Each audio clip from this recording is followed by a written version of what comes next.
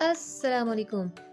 Ammara food app में आज हम आपके लिए लेकर आए हैं बहुत ही खूबसूरत, बहुत ही इजी और बहुत ही जल्दी तैयार होने वाली रेसिपी जो कि बच्चों को बहुत पसंद है। तो चलिए चलते हैं रेसिपी की तरफ। एक पैन लेंगे, उसके नीचे हम आग जलाएंगे, उसके अंदर हम 2 कप पानी डाल देंगे। जैसे ही पानी गर्म होने लगेगा, इसके अंदर बबल्स आने लगेंगे, तो हमें पता चल जाएगा कि पानी बॉयल होने के बिल्कुल करीब है। तो अब हम इसके अंदर डालेंगे अपना एक पैकेट जेली का, क्योंकि हम बना रहे हैं बहुत ही खूबसूरत जेली।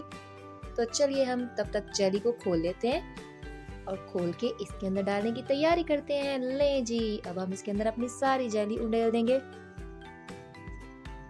शॉपर को बिल्कुल खाली कर लें। अब हम चम्मच की मदद से इसको अच्छी तरह मिक्स कर देंगे।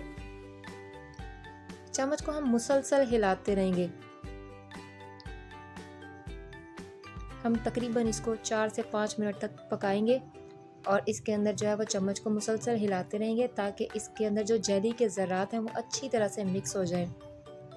जेली को आप फ्रूट में मिक्स करके खाना चाहें, कस्टर्ड के ऊपर लगाना चाहें या आइसक्रीम के ऊपर इसकी क्यूब्स लगाना चाहें, ये बहुत ही अच्छी शक्ल देता है।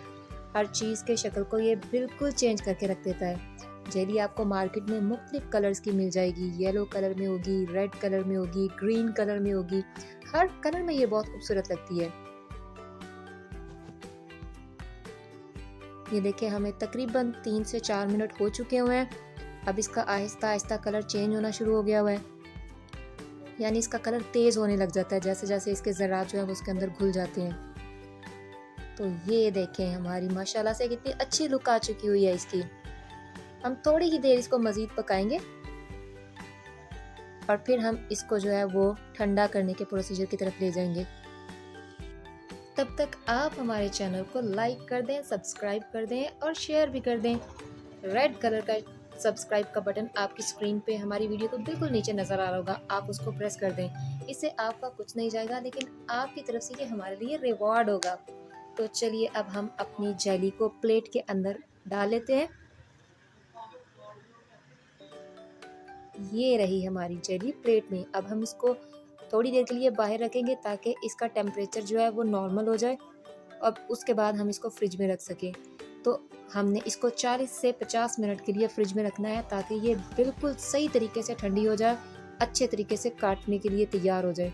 तो ये देखें, माशाल्लाह से हमने 40 से 50 मिनट के बाद इसको बाहर निकाला है और काटा है, तो कितने अच्छे क्यूब्स बने हैं।